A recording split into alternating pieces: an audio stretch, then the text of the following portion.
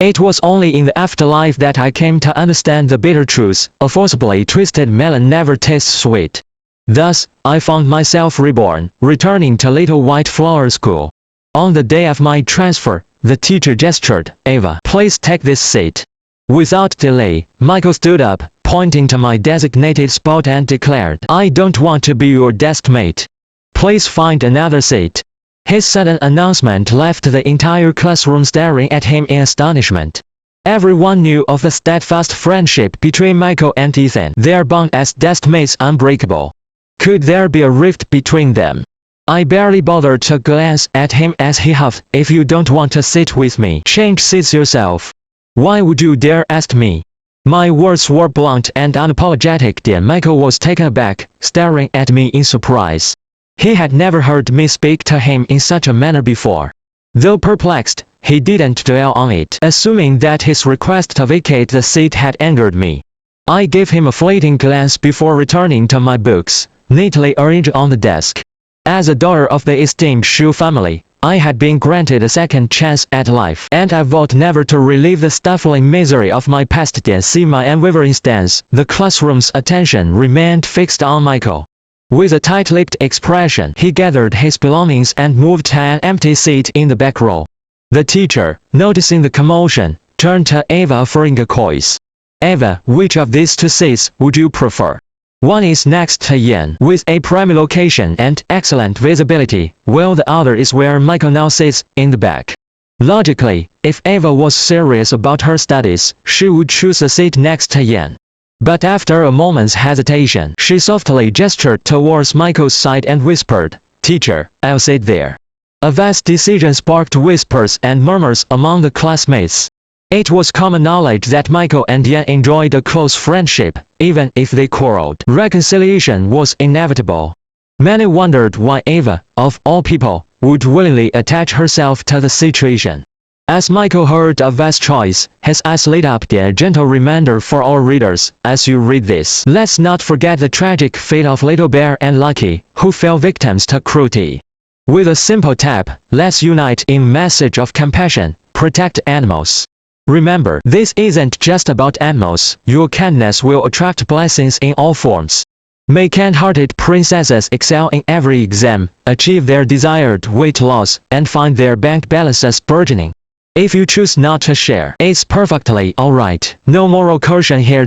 Regardless, the seat-swapping drama concluded, and Ava officially became a member of the class.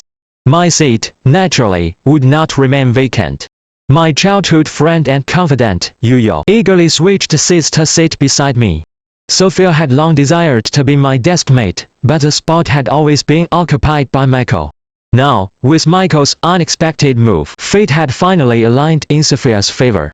As the teacher continued her lecture, Yuyo, noticing my momentary distraction, gently nudged my arm to bring me back to the present. They crowded around me and started gossiping. "Ethan, why did you fight this time?" No fight, how could he? We weren't even close, just childhood friends, who grew up together. But we won't be playing together anymore. Now he has someone he likes, so it's better to keep a distance. My tone was calm. Although Michael and I were childhood sweethearts, the default couple in everyone's eyes, we never explicitly expressed our feelings to be together. Sophia hesitated for a moment and turned to look at Michael and Ava, who were standing close together, whispering something. Michael's gaze was glued to Ava. That scoundrel Michael has changed his heart so easily. Not only Sophia was looking at Michael, but other classmates were also frequently turning their heads. After all, besides me, this was the first time Michael had been so close to another girl. The classroom was filled with gossip and a strange atmosphere that lasted until lunchtime. This was an aristocratic school, and only those with some family wealth could attend. But Ava was different. She was a specially recruited student. To improve graduation rates, the school recruited some outstanding students every year, offering tuition waivers and high scholarships. The school cafeteria was divided into 2 floors. The first floor served free lunch. Although it was free, there were free dishes and a soup, which was decent for ordinary students. Chen Jianqing usually ate on the first floor, but this time, as soon as she entered the cafeteria, she was led directly to the second floor, by Gu Shuyan, holding hands. How shameless. They've only known each other for a morning, and they're already holding hands. Sophia and I sat by the window, just in time to see Michael and Eva holding hands and going upstairs. Sophia had never liked Michael before, always monopolizing Ethan, but now she hated him even more for being so fickle. Sophia's words just now wasn't small, and everyone around could hear it clearly. Michael and Eva, who were passing by, naturally heard it too. Michael stopped and shot Sophia a cold glare. "Who are you talking about?" Sophia stood up and said, "Whoever knows, I didn't name anyone. Why are you looking for trouble?" Sophia's temper was fiery, and she was not afraid of Michael at all. Eva, like a little white flower, leaned against Shu Yan, their hands still intertwined. Her eyes were slightly red, and she looked at me with a look of witchy but forced strength, saying, "Me and I are nothing. Sister Zhao, don't misunderstand. I didn't intend to pay attention to these two people. After all, I still had a lot of things to sort out after my rebirth, and I needed time to organize them. But I didn't expect Eva to provoke me first." I looked up at Eva and said straightforwardly, "Before you say that you're nothing, shouldn't you let go of this hand first? Did someone glue your hands together with glue? And what does your relationship with Michael have to do with me? Why do you need me not to misunderstand? Even though Michael and I grew up together, I am not his mother. He doesn't need to report to me who he wants to be with." My words were harsh, tinged with sarcasm, a stark contrast to the gentle image of the white moonlight in the drama. Michael's face darkened as he spoke. "Ethan, you think by acting like this, you can make me like you? My heart belongs only to Wang Qing." I was speechless. How could Michael be so oblivious? When did I ever say I wanted you to like me? We've known each other for over a decade, and I've never said I liked you. Where do you get off thinking so highly of yourself? Seeing Michael's unpleasant expression made me feel much better. Eva also blushed from my words, and tears started to fall. She tried to pull away her hand, but Michael held it tight. It was lunchtime, and the cafeteria was filling up. People at the surrounding tables were eating while gossiping and watching the scene unfold.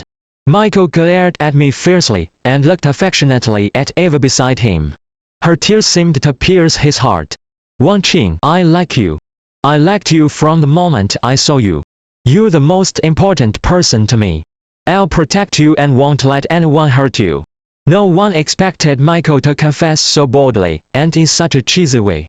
Eva cried harder, moved and disbelieving, throwing herself into Michael's arms. The surrounding people murmured. Eva had just transferred this morning, and it had only been a morning, yet it seemed like their love was stronger than gold. "Ugh, it's disgusting. Squeak, let's eat somewhere else. This is too nauseating. My appetite is gone." As Michael and Eva embraced, Sophia stood up, disgusted. Goosebumps rose on her skin. Though she had disliked Michael before, she had thought he was a normal person. How could he say such cheesy things to a woman the only known for half a day in public? I nodded in agreement. I didn't expect Michael to do something so cheesy and disgusting. I already said what I needed to say. I had made it clear that I had no relationship with Michael, so it didn't matter who he was with. It was midday, and I was hungry. I didn't want to continue feeling nauseated here. I wanted to eat somewhere else with you, Yao, but little did we know it would anger Michael. With Eva in his arms, he stared at me coldly. "Ethan, no matter what you do, you can't break us apart. I won't like you." His arrogant and delusional words made me laugh. How could I have been so blind to see this man in my previous life? Before I could respond, a voice echoed from the third floor. "Nowadays, students are so blatant about their puppy love. The school's rules and regulations are becoming more and more lax.